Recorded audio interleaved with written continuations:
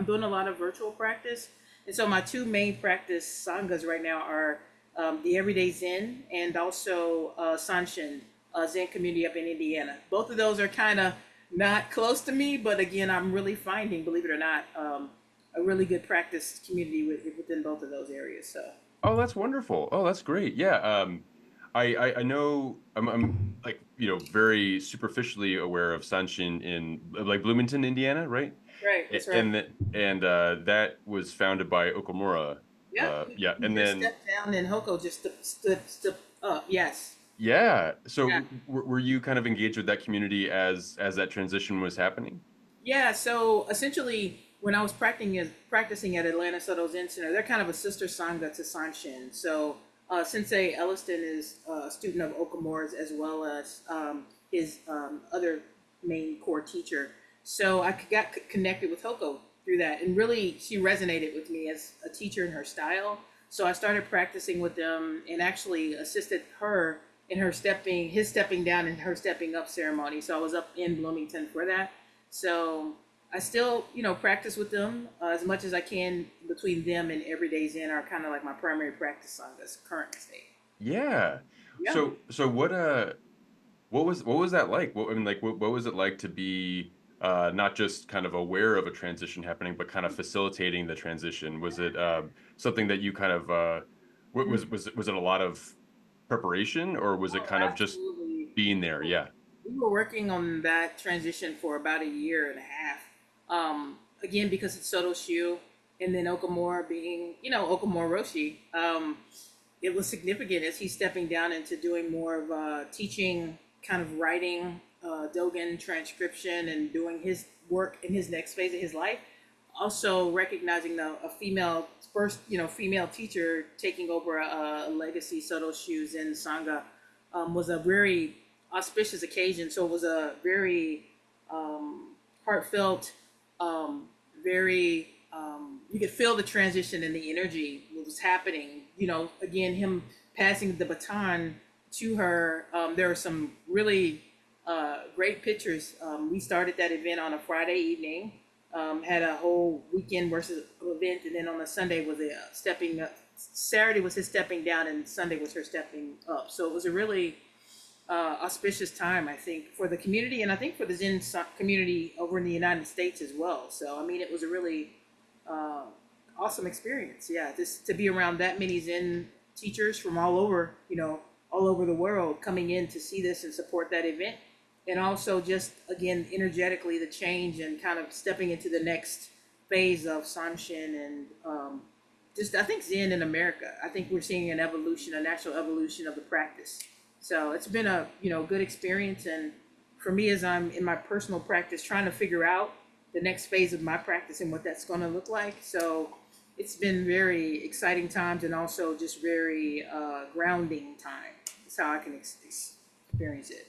Yeah, and I'm curious, like, what do you? Because I do want to ask some more questions about this event that happened, but also like, where do you see the evolution of Zen in America right now? Like, is it kind of these female feminine leadership things that you're noticing, or is it happening in other ways that you're aware of? Yeah, I mean, just like with all the things that are going on right now, we're practicing in the right now. I do see um, the leadership in the Sangha leadership. We are seeing a lot of more feminine or female teachers, female presenting teachers coming to fruition. Um, for me, Zen has always been a balancing of the masculine and the feminine, and then there's yet nothing to that even. We let go of that. But I am seeing evolving in Zen, I think in the United States, is it's becoming what it needs to be to support future practitioners. Myself included, I think what students are needing and what people are needing now so much are grounded in a space of safe space for practice, somewhere kind of like a jumping off point, like for a way of being in the world as it is today. And that's one of the things that resonates so much with me about Zen practice is the recognition of, our shared experiences. For me, why I love Buddhism so much is, growing up in the South, the Bible Belt, and I was raised Southern Baptist. So I'm really familiar with what suffering is. All the Negro hymnals, and all of that tradition is embedded in an understanding that from suffering arises resilience and understanding, about life and about being. So when I took my first intro to Buddhism class and women of religions class in college, is how I got exposed to Buddhism. And years later, here I am practicing as a Buddhist practitioner. So I think what you see in leadership is what needs to arise in this moment to support practitioners, to be able to find a ground, to be able to move from that space in everyday life. That's kind of how I see, it arising, whether that be feminine, masculine. I think it is evolving and presenting as it needs to be for people to connect with. Yeah. And it's coming out of like an American suffering experience. Right. I mean, and that's one of the things that in my practice, I have really had to figure out. Initially I thought, oh, I want to be a priest, and I want to do this. And, as I am growing in my practice, Hoko asked me a question. She said, what can't you do? What can you do in a robe that you can't do as a lay practitioner? And, she's always so big on discernment work. And that really got me to thinking that, for me, my practice is with the people. So I'm still trying to figure out, like, the practice in every day, and being, I still work in corporate America. I'm a nurse by, training. I do a lot of informatics work. And how can I be in the world and be of benefit and practice in that environment? Do I need to go somewhere to figure out how to be in this experience? And that's the things that I continue to kind of work with in my practice and in my everyday life. Yeah.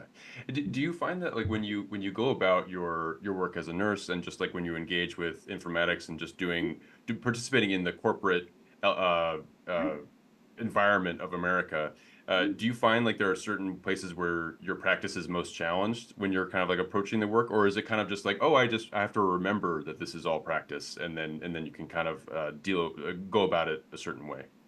For me, there is no place that is not practice.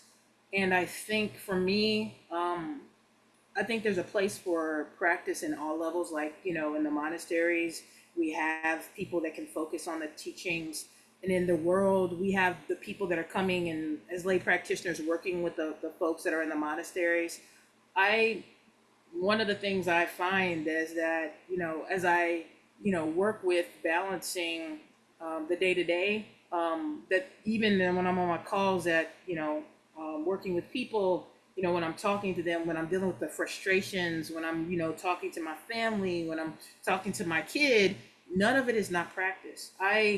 The one thing that I have a respect for the practice with every single day, even more so now, is that in the teaching, it allows us and challenges us to be in that present moment, the bodhisattva, in whatever is presenting at that moment. And whether it's a call and you're raising your voice, or it's with your pets, or talking to you on Zoom, there is nowhere that practice is not beneficial. So for me, as I get older, it becomes more of a non-separation. So Yeah.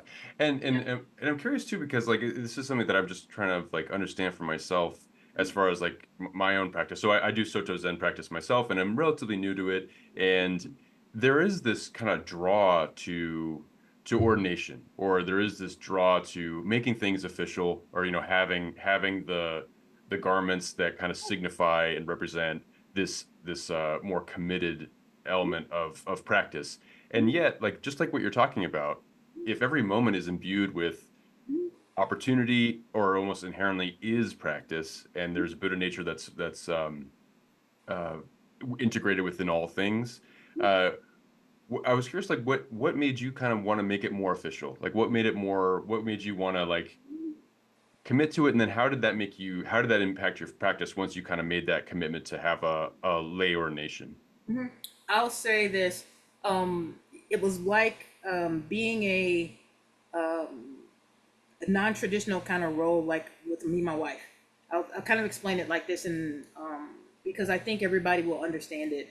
Um, in 2015, when we were able to be married legally, um, you know how people say, it really doesn't make a difference, the vows, it's just a piece of paper. But when we were standing on the mountain in front of each other and the words were spoken, it was like something shifted innately. Immediately after that moment that we were committing to each other, it was the same difference as when you commit to taking your Jukai. When to do your Zaike, it is saying not only in word, but also in deed and action, I am the teaching and I will live my life in such a way that is a representation of the teaching. So it was a shift. It's like with any other vow that you stand up and take, um, you commit yourself to that, not only to this lifetime, but to continuous lifetimes. So, you're committing to things that you don't think that are impossible to do, but you still make the commitment. You really try to aspire every single day of my life to be a good spouse for my partner. As so, every morning, I aspire to, try to, as much as possible, do no harm through my speech, my body, my action. So those are the things that, foundationally set the path of my life in all aspects of it. So that's kind of, for me, again, a lot of the people that, again, before you take for granted the opportunity of being able to marry the person, your spouse, but then when you have the opportunity and you do it, you immediately feel a systematic shift in everything from that point forward. It's amazing. So it's the same thing. Yeah. Yeah. Wow. Well, I'm so glad that you have had both experiences where you've Yeah. taken a vow within your personal life in that way with a relationship, and then you've also done it with your relationship with Zen, and you've had that kind of vow taking experience where it just really maybe clarified some things, but also just really had a profound impact on Absolutely. everything. Wow. And then has that kind of helped give you confidence? Because I know you've given some Dharma talks or you participate in some Dharma conversations. Yeah. Um, does that kind of give you a little extra self-assurance as you kind of go and address like a sangha when you and also when you dive down deep and reflect what it brings out when you want to address a sangha? Yeah, I mean, for me, I love talking to you and talking to people about our shared experience as human beings because something in this path resonates with us. It's something we're feeling a truthness about what the teaching is. But I feel like the one thing that the Buddha challenged us all to do is like, don't take my word for it, go and see if it works for you. And that's what, for me, tried and true, just like with some of the things that my grandfather told me before I went away to college, you know, um, tried and true things that as you live long enough, as you have that experiences, not something over there that to be true, but you know it because you have had those personalized experiences for yourself. So it is realized practice in teaching. So that's for me where the juice is. That's why for me, I struggle to, like I said, with when you're thinking about taking the next level of commitment, but there really is no commitment beyond that commitment you make to the yourself and then to the practice, and then for each other that we have this shared experience and also this commitment and shared experience for each other. We have this. I think the word I'm looking for. It's like we have this kind of brotherhood and sisterhood, as human beings. That I think sometimes, as we are so self directed these days, that we need to start looking at beyond self, also other, as being the same thing. Yeah. And well, and on that note about this, like the individuation that's going on, like where people are just much more like in their head or in their more like not necessarily self-centered, but just they are a little bit more isolated. I feel like there's a lot of isolation that's happening for some people. Um, does Buddhist practice kind of like does the Sangha element, does that I guess have is it a high priority for you to have like when you're practicing that I really ought to encourage but also be a part of a sangha when I sit zazen, or when you're doing virtual practice, is it important that you log into a community when you sit, or can you get that same kind of feeling just sitting in your space by yourself? Yeah, I mean, I'm a big sangha person, and being that such, it is challenging when I don't have like, Sanshin's far away from me, or Everyday Zen, they're out in California with, yeah. So, but at the same time, there are practitioners around locally as well that we get together and we'll do, long, sits together. That's why I sit with because when I first started Buddhism, my wife was driving by the Shambhala Center, and that's how I started with, I got to, I practiced with Shambhala for 12 years, and then, chose to do something different when, everything kind of fell apart.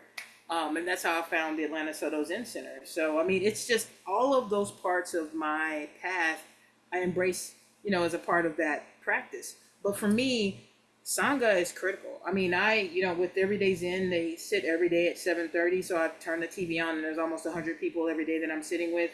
Or, locally at the Shambhala Center, even though they're not a Zen center, I still claim them as part of my practice path. Just to be around and sit with people every other Sunday. So, I mean, it's interesting to me. I tell Hoko, I feel like I'm like piecemeal in my practice experience right now until, and that's okay because it keeps me from being attached. But also, for me, it's really important for me to really be aligned with, integrity, and also with, um, integrity in my practice, right? I want to practice, I want to say and be what I am teaching and talking.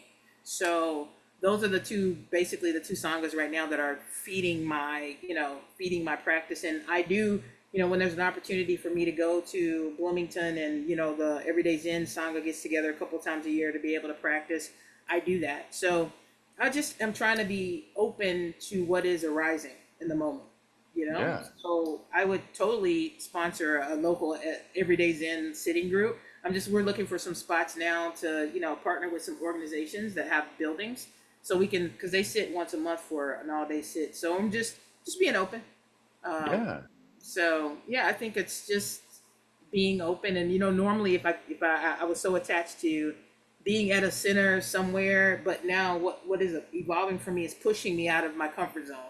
I'm way out of my comfort zone right now. Yeah, so I'm just trying to go with the flow. Yeah, So yeah. yeah. Well, but I think that's like not only is it very courageous, but it's really it's very profound and meaningful to hear because like as as I'm on the beginning of my my Soto Zen experience, and I have senses of Sangha, and I have senses of exploring and kind of reaching out and including things that are not necessarily Zen into my practice. And I think it's really wonderful that you have that you're doing your best, and it sounds like you are doing your best to embrace this openness and this out Yeah. of your comfort zone thing, because being out of your comfort zone is almost inherently uncomfortable, and then Yeah, yet it's so uncomfortable. It's so uncomfortable. I mean, really, I would rather have a place to go, people that I'm connected to. Those are my people. That's my thing. But I'm just like, yeah, trying to, evolve, and I'm being pushed to. So yeah. Yeah. But Um, then you get a chance to kind of as you get bounced around, you bounce around and you get to interact with so many different people and have your touch on Absolutely. people and connect. And I was curious about this. Like so I'm pretty limited on Shambhala as a practice. And I was just curious like what drew you to that first, and how was that experience, and how does it usually kind of go? Yeah, I mean Shambhala. I mean, Atlanta Shambhala. Okay, so the Atlanta Shambhala Center is amazing. In that Chogyam Trungpa, the practitioners and the teachers there actually practice with Chogyam Trungpa. So they're old school Tibetan practitioners, like 70s, hippies, like that grew up and actually had families and stuff. So the Muses, Jackie and Keith Muse are they were kind of kicked off. I think she was in Austin, Texas when she met Trungpa actually. And he told her to come to Atlanta. And she's like, okay. So essentially they were, where the Atlanta Soto Zen Center is actually the old Shambhala Atlanta building. It's just interesting how everything kind of evolves. And then they had saved up and were gifted, about, $500,000, and they built the Atlanta Shambhala Center. It's a beautiful center that Eva Wong, renowned Taoist, had, energy in building. And so my wife was driving by there. She said, I think meditation would be good for you. I was like, because I'd always talked about meditation. And so I showed up one Saturday, and practiced with them for 12 years. I went through the levels. It's, Tibetan Buddhism. For me, it's so interesting that you asked me about Sangha, because that for me is where everything happens. It's like where all the goodness happens. You can teach, you can learn, but you really don't really get to work with what you learn, except for in the Sangha, in your practice Sangha, in your family Sangha and your pet Sangha. I mean, that's where the rubber meets the road, is it with the teachings, is in the community. So, I mean, I was totally actively engaged there for about 12 years. And then, we had, with their teacher, we had some challenges. Our community basically fell apart. And sometimes you have to fall apart in order to start anew, right? And the interesting thing about Shambhala is that, Trungpa had he and Suzuki Roshi were kind of, friends. So what evolved in Shambhala was kind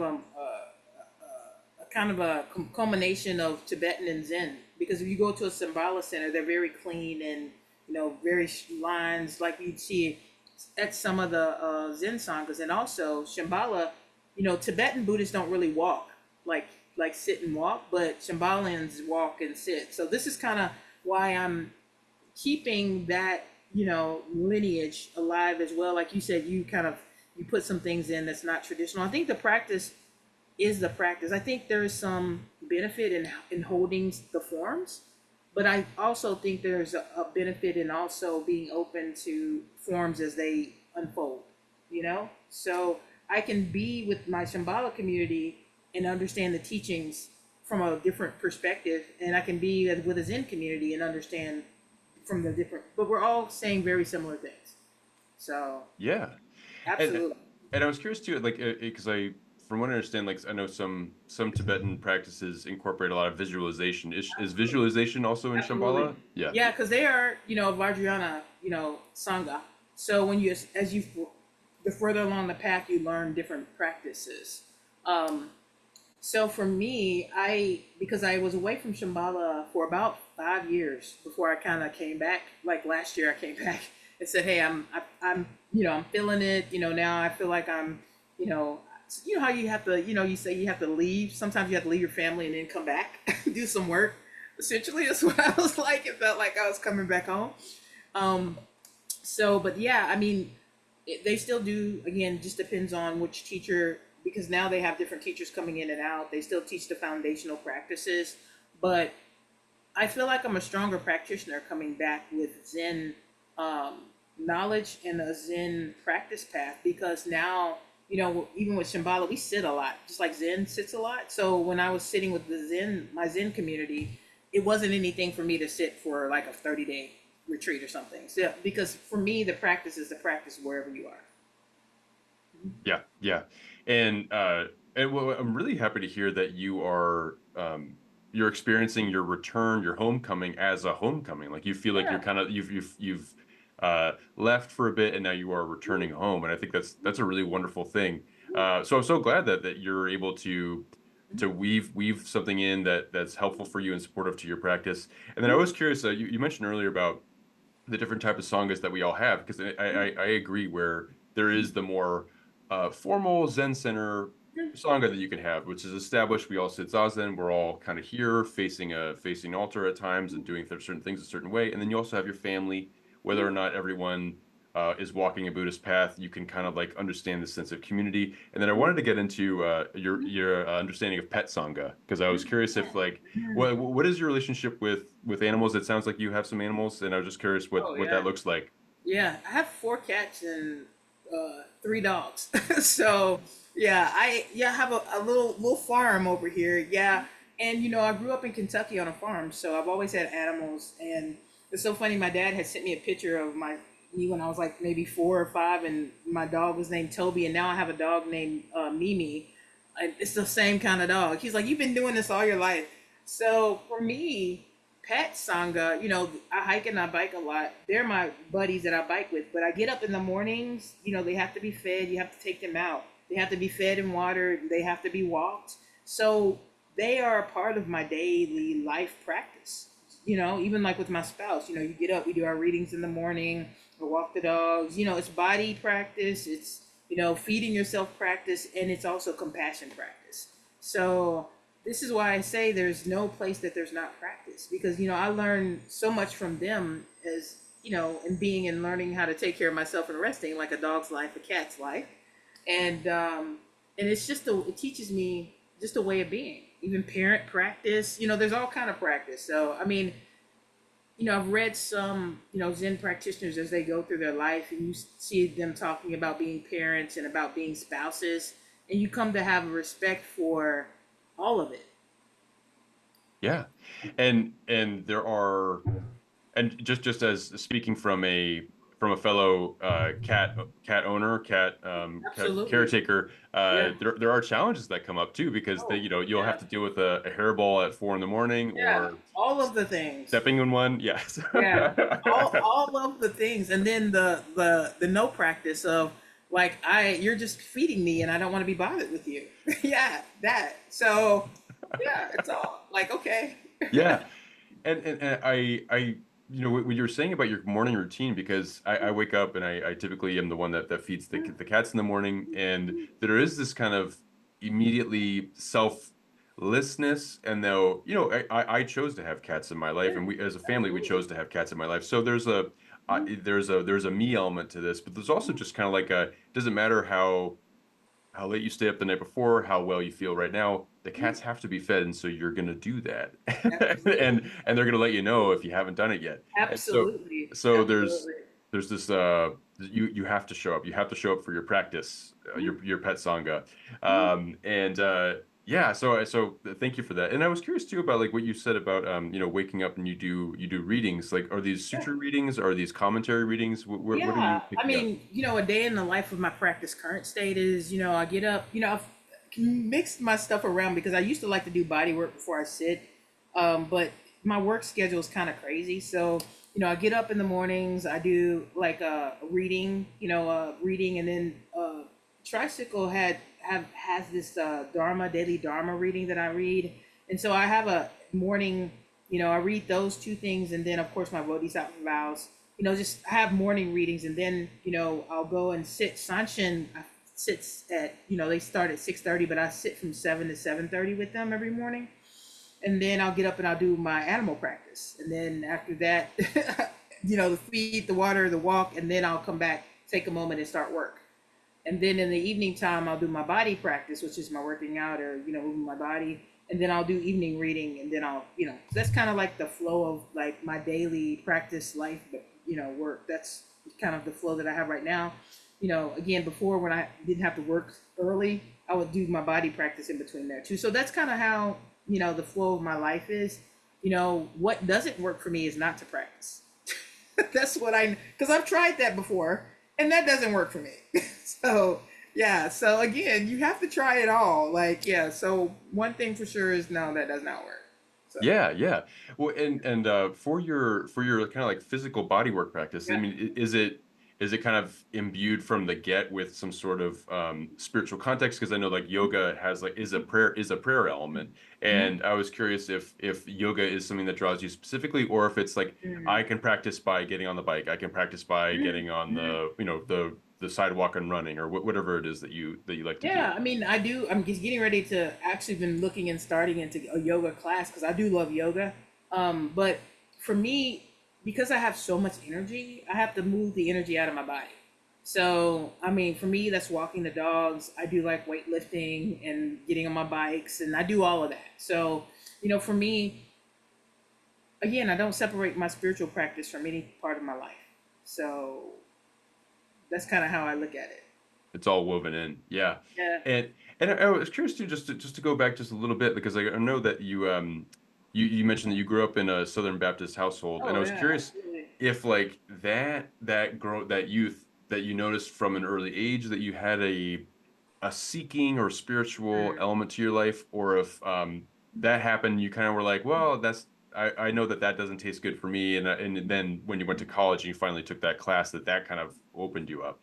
Yeah, I feel like from the very beginning, because being on a farm, and innately I feel like because you're so land and nature bound, that there's something about connecting with that energy all the time that makes me, nature for me is I travel to hike and bike and see things, nature.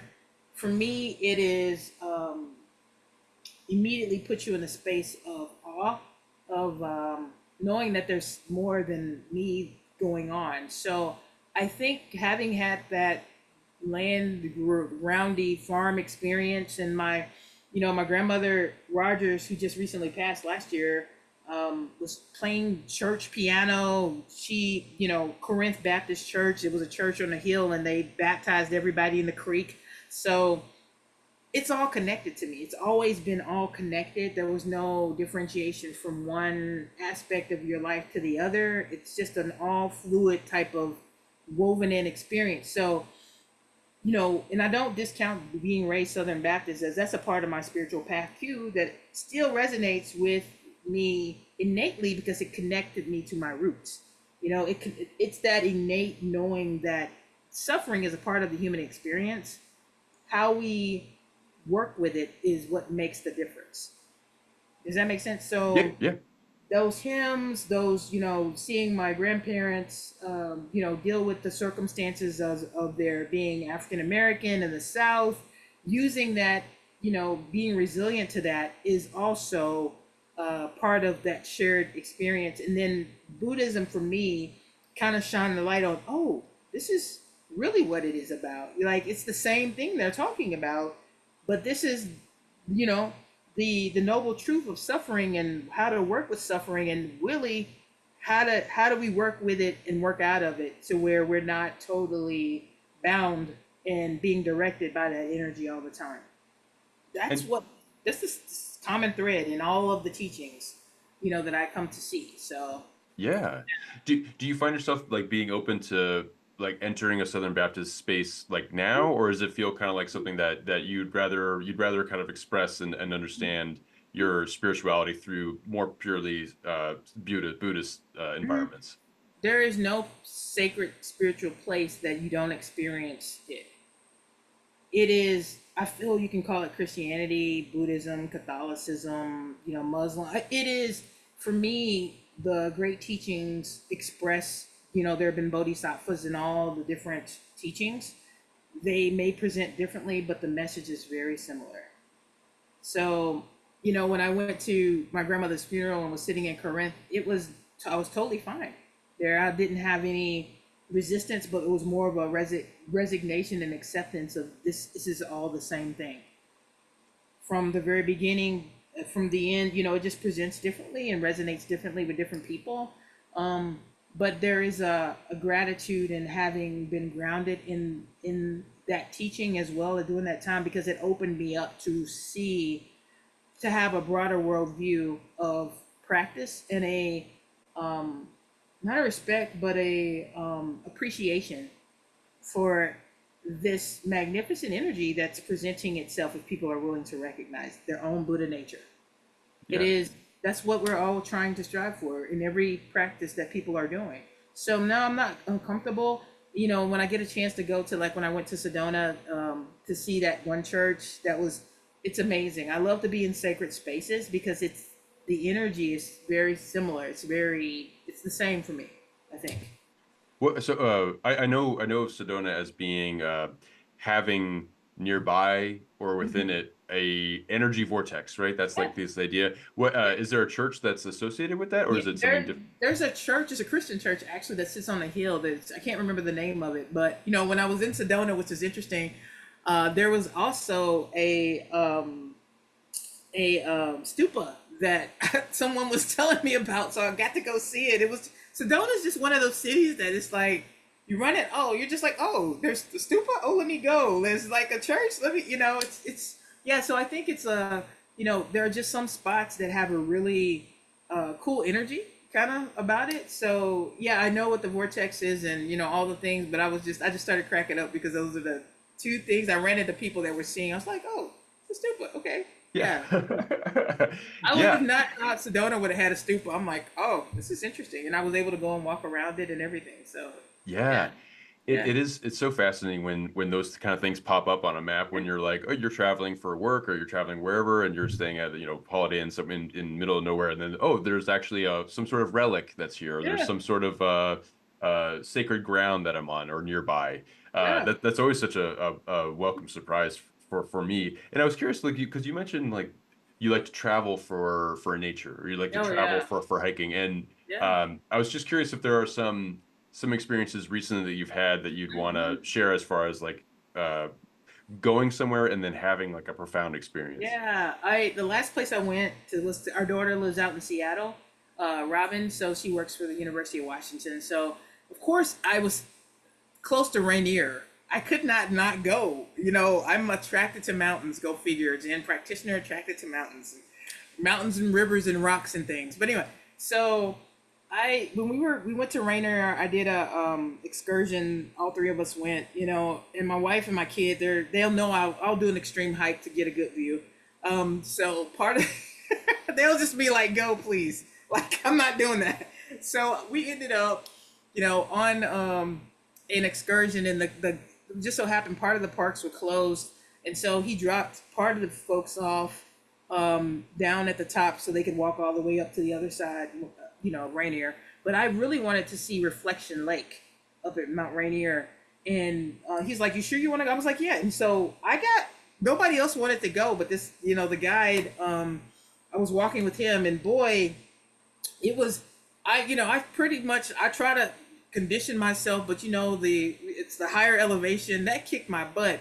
But I tell you, and I'll send you this picture too because it is a part of this, so you can put it in here. For me, as much struggles I had to get up to the top, I had to stop, breathe. He was like, "You're doing great." I'm like, "I don't think I'm doing great." It was just like, but and we got halfway there. We got to see Reflection Lake, and it was awesome. It was so awesome. And then he was just like, "Well, my favorite view is up that mountain, up that little, And he was just like, "It's just a little bit more. We're already there." And I was just like, "Why not? Let me just do it." So I'm like, finally getting up there. I'm just kind of like, and I looked over and the view was absolutely magnificent, absolutely amazing. And I'm up on the mountain, and I'm just kind of like, it's the things in your life that sometimes, you know, because for me, I was trying to get myself healthy and lose weight. If I hadn't made the steps previous to that, I wouldn't be able to get here. You see, so it's for me about the things that you have to do in order that, the things that you don't know that will pay off later, that pay off in big returns. For me, the big return was that view. To be on top of that mountain and see, I understood exactly why that view was so important to him. So I say that to say that even with your practice, when you're sitting down, you're not supposed to sit for with anything in mind. But sometimes when you're at the spot and you're able to kind of take things in, then you recognize that the work that you're doing and the benefit that it gets you, so you are able to see and broaden the view. That's kind of like what was a poignant moment for me on top of that mountain, because I was just like, and this is the reason why. Because nature, like I said, nature for me, it's like when you stand on the side of the Grand Canyon and the vastness, there's a recognition of, I am so like small compared to everything else that's going on. And for me, I think if we can just all hold that that that that thought of vastness and openness, you can't be in the contracted and vast space at the same time. So when I was on top of that hill, I was like, yeah, this is what I'm saying. Like, this is what it's about. Like, yeah, Yeah, that yeah, I haven't seen that view personally, but I think I can kind of I definitely can that what you're saying resonates with me because there is this there's a dual feeling where there's on the one hand the view where you can take in the vastness and you can take in like for instance the Grand Canyon you can kind of take oh in this yeah, view that is expansive yeah, and then you can also if you can take in the layered history and mhm, this just like almost like timelessness that you're seeing yes, evidence of somehow and yes, then and yet you also had to go there and so you had to pack up the car you had to like yes, do the things get the state pass or do yes, the whatever it is yes, and you had to break through the inertia to do it and so there hmm, you are and all the things that you've had to do in your life led to that moment hmm, all the pain and the things that you had to overcome to do it And so I appreciate you kind of bringing in this like physical journey element too, where yeah, you could sit down and practice zazen with the intention of nothing really in mind, which is a paradox. But you know, you Yeah. try to sit down with nothing in mind, and Mhm. yet there are also moments in practice where it's about the journey, it's about taking those steps Mhm. and the exertions where you do get kind of rewarded with these awesome Yeah. moments. Yeah. Yeah, Absolutely. really, really, really cool. And I was Yeah. curious about too, like just with nature in general, is it do you feel like often it's something that you witness? That's Mhm. where you kind of like you're given a chance to see something that is special, or do you or are they moments that and or kind of create opportunities for you to see how connected you are to those moments? Like, oh, I am watching a flower bloom, or I'm watching some sort of animal go about its day. I'm witnessing that, or it's like, oh, I'm a part of this, Mhm. and that kind of is a meaningful thing for you. Hmm. I think for me, nature is it's it is special, and it's not because it's happening all at the same time, but we just have to be paying attention. And so for me, when I'm on the trail or when I'm by the waterfall, it makes me pay attention because it's just like you're so much to take in that you're just like, oh, it's just happening all the time. It's nothing special that's happening, but it's happening, and it is sort of, you see. So it's just for me, it's about having the expanded view of being able to see what's in front of us if we're paying Yeah. attention. But we have to slow the crazy mind down enough to be able to recognize that, oh, it's happening. So, yeah, like, And I was curious too, like, is there like a local nature that you also do? Like, I don't know if you like to garden. I don't know if you like to go to yeah, the I think Atlanta has this botanical garden not too yeah, far. And yeah. like, do you like to do that? All the things, I'm in my solarium out in my yard. It's cracking up. I nature all the time. So, for me, getting my hands in the dirt, I don't really have to go anywhere to nature because it's all around all the time. I live in a suburb of Atlanta called Conyers, and it's I'm country. My dad said you moved to the city to move back to the country. What is really going on? That's what happened. So yeah, I have made my backyard a place that I can just be in. So like after the crazy days of work, I work mostly from home, maybe go in a couple times, one or twice times a week. But for me, to be barefoot and just walking in the yard, and just it's just that's kind of my happy space. So Yeah. yeah, yeah. And to the in fact that I'm like, my wife was like, "You got a woman cave, but this is my practice space." So like, yeah, you can call it that. It's like, yeah, great. So mhm. And like you have these so this what we're looking at right there solarium is your practice space, and it's Yeah, amazing that you have this opportunity to have sunlight, you have moonlight that yeah, can come in, you have absolutely. all the Yeah, different and also the flavors of the weather events, right? The absolutely. really heavy Yeah, I don't know if rain. you want to be out here in the meadow doing a thunderstorm, but yeah, Yeah, yeah, yeah. right. Oh, that's really cool. Yeah. And as far as like the gardening element too, like are you drawn more to vegetables? Are you drawn to flowers? Does it really not matter? It's just a matter of getting your hands in the dirt.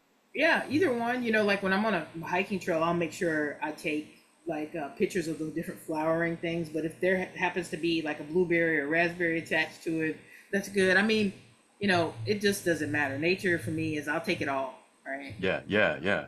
Yeah. What and then I was curious too, like so you have this connection, and I think it's really wonderful that you balance both, where you have this connection to nature, you have this like really getting fully ingrained into the world, and yet also you are feeling fulfilled as you kind of go about your journey Mhm. with a lot of virtual connection and Yeah, isn't that ironic, right? If you had yeah, told yeah. me that, I think again, I think the pandemic, because when I was at the Zen Center of Atlanta, they weren't very technical before, the pandemic, and we actually had to move everything to online. So actually, the pandemic really exponentiated or expedited a lot of the abilities to be able to connect to sanghas that we would never probably have been connected to.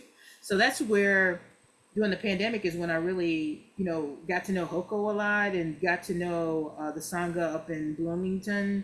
And again, I just For me, it's amazing that, I can come in, I turn on the computer and there's 100 people online. I'm sitting here on the side, and doing and feeling connected. So I feel like, even though I know we're tired of the virtual world and, over COVID, and we'd like to practice, sitting together is a thing because I can't get away from wanting to be with people, because that's the thing, and that's one of the reasons too that I kind of pause at, wanting to be fully robed up. I call it being put in the wrapper. Is I don't want to separate myself from the people.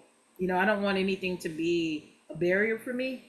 But into and not at the same time, because I think it's those roles are needed. I don't know. I don't know if that's what, if I feel the push to do that, I'll do it. But for me, one of the challenges I have is, in certain lineages, you have to go to Japan for, and that for me, I struggle, because for me, I think my practice and my path is here we're in the Western culture.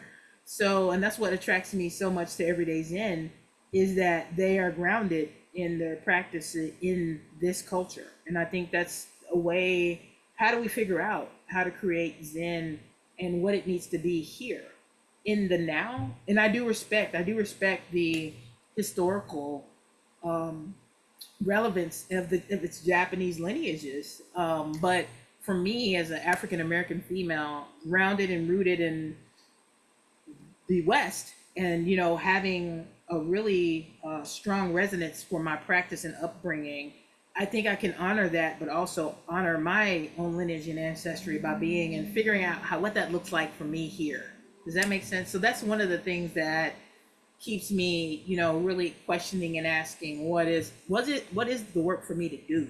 And I just keep showing up and trying to be, as clear as I can every day to figure that out. So Yeah, and that really resonates with what you were saying earlier about like how the Buddha would say things, and then but ultimately it's really about you, the individual who's hearing the words and the teachings, to apply it and to use it to perceive the world around yourself. Because like ultimately this is your experience, and this is your time to kind of experience your reality and apply the teaching to this time, this moment, right here and right now. So I think that you saying that, I have respect for the history of Zen, and I have and for where the traditions have come before, and yet you also say, well, I also want to honor this experience that I'm having now, and it's a unique experience as far as this moment's only happening now.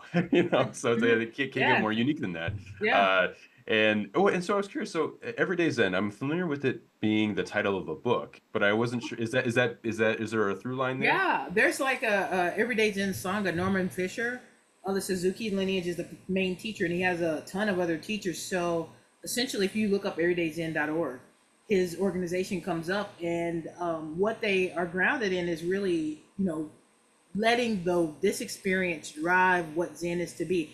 That's what resonated me so much about it. It was just like, oh, he's talking about practicing here and now, and not having to go anywhere, and knowing that our life experiences is the practice now. Studying, the core root teachings and Dogen, and but what does that mean for now? Like, so I feel like for me, his song is one of the first ones that really I found that articulated my thinking about modern day practice, and being able to partner with other organizations. They don't have a building, so they practice a lot with the San Francisco Zen Center, in which he used to practice at, and also they do a lot of their retreats at Green Gulch in the West. So they do their monthly sit with the Green Gulch, but also they open it up so that local sanghas can sit together all day as well. So the resonance for me is the fact that I'm not beholden, or I don't have to have a building or space that I have to maintain, but I can partner with somebody, a similar minded organization. And then also reaching out to people more broadly in the West that have the same resonance for the teaching, and then this for the practice. So yeah, I mean, it's kind of cool. I was just like, yeah. And so I've been joining them for some of they have a class that starts every Wednesday. They're going to be studying a different sutra, and then they have like every day, like 7 days a week, sits. So I mean, it resonates, and like I said, it's kind of interesting that me that is more traditionally wanting to be with a local sangha would be have this much resonance and affinity for an online sangha, and how that if you don't have something locally that really resonates you, that you can actually create a practice path and a connection, through this media. So Yeah. And then is there like a, because I know that we talked about like reading in general, or like reading to as a part of your practice in the morning and also in the mhm. evening. And I was curious, Yep. like through the virtual Hmm. classes, Hmm. does text really awaken a lot for you as far as Hmm. insight? Like, does it does engaging in a class environment kind of help with the discussion, but also just does sitting and engaging with material for the first time, whether it's commentary, whether it's a current Zen teacher, get it for you? Like do a lot for you, or does it all kind of like uh, does most of what you get from text come from people that like Dogen that are more established and have a lot more history to them? I feel like, there for me, I find benefit, but I had to, like I said, I took a break because I was just so exhausted because I was in school, I was doing this, I was working, there was life, it was a lot. So for me, I like the mixed modal. Like I like to read. I have a Kindle. I know some people like books, but I like it. I'm getting older. I like to blow my text up. So I mean, that's a good thing. So, um, I love to be able to hear teachers talk about the historical teachings, but for me, it's more important to like, well, so what? What is that? For me, you can read a historical text and I need to know how to relate to it and how can those practices be brought forth into everyday living in life. So for me, it's about being able to. I resonate with teachers, and Hoko's really good at this. Being able to translate and um, provide it in such a way where I can interact with it and experiment with it, to see if what they're saying resonates with my personal experience. Yeah. So whether that be like talking with you or, participating in a book club or a group, and also I get that we need to go and sit in a cave sometimes, but in the end of the day, human beings are, we're communal. We like occasionally it's good to connect with each other, so I think there's value in all of it. Yeah, yeah, Yeah. and I remember you mentioning that you and your spouse, you both read together, or there's a togetherness component to it. So even these more isolated activities that happen, you can kind of do together and have an experience together with. Yeah, And because because Phoenix is a more solitary. She's more like she practices shamanism and some witchcraft stuff. I mean, she's very earthy. So even though the teachings are different, it's like it still resonates as the truth if we share. So she'll read her stuff and she'll explain it to me, and I'll read her my stuff and explain it to her. So it helps, right? So yeah, yeah. do you find some shamanism impacting the way that you practice, or way that you interact with Zen, or with just with Yeah. your Buddhism? Yeah, for me, because Tibetan, that's shamanistic practice, right? So, one of the things that I did miss when I was strictly in the Zen Sangha was the lasang, the smoke ceremonies, seasonal smoke ceremonies. So when we're offering juniper and all the things, so I still like I love that to participate with my Shambhala family for our seasonal lasangs, ceremonial things. We didn't do as much of that, but Zen has a lot of ceremonial things in it as well. And there's a lot of mysticism in Zen that we don't like to talk about, right? So it's there, it's all there. So, but for me, I remember when one of our ceremonies, when you hear us talk about ancestors, the Buddhas of past, present, and future, I mean, I pick up on all of those things. For me, ancestry and lineage is so critical. I think I feel like it's because it is the people that are practicing bodhisattvas that have practiced, are practicing, and will practice. For the benefit of all beings is amazing to me. That I know that you have that support and you're not doing your practice alone. So Yeah, yeah, yeah, like there's, yeah, that's a really nice thing to remember, is that you're not practicing alone, because there are people that have been kind of, it's like almost like an extended library where, yeah, you get a chance to know all the other people that have held the books, as opposed to just kind of like getting the book from the library and not really knowing. You can be like, oh well, Dogen got to engage with these words from the Buddha, and all the masters and all the people that are engaged before and after, and then you get to hand the book to somebody else, that you get to hand these Absolutely. teachings to somebody else, so they Absolutely. they can benefit from Yeah. it. Yeah. And that's really wonderful. I like that a lot. And I was just curious. I have just two more questions, if Yeah. that's all right. But Yeah. one of them is, if you were to give a Dharma talk at Sanshin, Mhm. or Everyday Zen, or Shambhala, or wherever you might find yourself, what would be the topic of that? Like, what would you want to address, in this environment right now? Yeah, I mean, for me, it's not something over there, but it's right here, right now. There's not, you don't have to go anywhere or go to anything to be with the practice. What you know the saying about, to know the self is to study the self. This is all of what we're doing in all of our entirety of our lives. It is really, recognizing self and other at the same time, and it is really, working with the things that arise and understanding that we all have resilience to help each other out. And for me, I think the things that, as we go into this mad political season, and as we are tasked with, you know showing up and being present, in every moment, I feel like it's so important for us to first really ground ourselves in something. And for me, it's that's what I've had to ask myself. Well, how can I be of benefit? And I'm not a benefit when I'm all spinning out of control and not bringing value and churning up the crazy.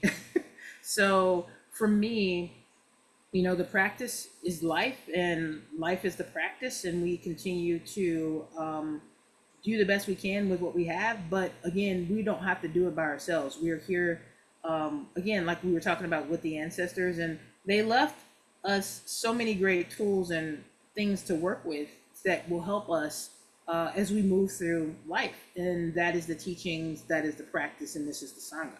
So I think if I was to give a talk, kind of in our current state, is the steadiness of life in our practices exists here right now. Yeah, and I feel like there's a reflection too with Okamura, if I'm not mistaken, where I think there was a time in his life when he was reflecting on the tenseness of the world, or he's reflecting on the political upheavals, and he was kind of saying, "Well, I don't know what I can do. All I know is I can practice zazen and work on myself." And I'm paraphrasing a concept, but I think like there is something to not being someone that stokes the chaos and the chaotic elements of life, and instead finding stillness within, and then kind of helping that kind of imbue with others and affect others. So I that resonates for me for sure. And then I was curious too, just as my last question, and as we come to a close on our conversation, I was just kind of curious if there's anything in particular that you'd want to promote. I don't know if there's like something that you're working on, or a foundation or a cause that you're engaged with, or if there's anything advice-wise that you'd want to give to anybody at any stage of their Buddhist path. Just anything that you'd want to share. Yeah, I mean, as far as promotion, I think, just continue to have the attitude of inquiry, and openness, because you never know, like, where your path will take you. But being open and willing to practice is the thing that has been most beneficial for me. I say that because, again, with all the experiences, some of the things that I've experienced on my path may have deterred me. But again, if I look back on it, and if I had like an openness and it kept the mind of inquiry, it kept me always wanting to continue to practice.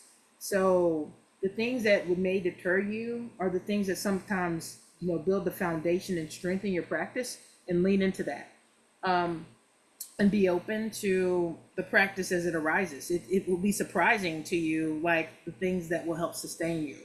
Um, so that's kind of what I want to leave, because I think that's the thing that, in my discernment, that has been very helpful for me as I'm trying to find my way in my practice path, and how can I be of help? I mean, sometimes you don't feel like there's anything that you can offer, but everybody has something to offer along the path. So. Absolutely. And And then that kind of resiliency is something that you're towing right now with being outside of your comfort zone, and you're like, here you are kind of like trying to figure it out, and like you're kind of showing that willingness and openness to being comfortable when it's uncomfortable, and being able to be there for others, and offering what you have. Well, Fusatsu, thank you so much for speaking with me Absolutely. today. I really appreciate it. This is such a wonderful Yeah. conversation, and I I think it's so exciting what you're involved with, and I really am so excited for your engagements with Sanshin and Everyday Zen and Shambhala, and I also wish you the best as the weather events may or may Right. not be coming to Atlanta. So uh, please stay safe, and thank you so much for talking with me today. Absolutely. Yeah, my pleasure. And I look forward to connecting again in the future. So. Please, absolutely.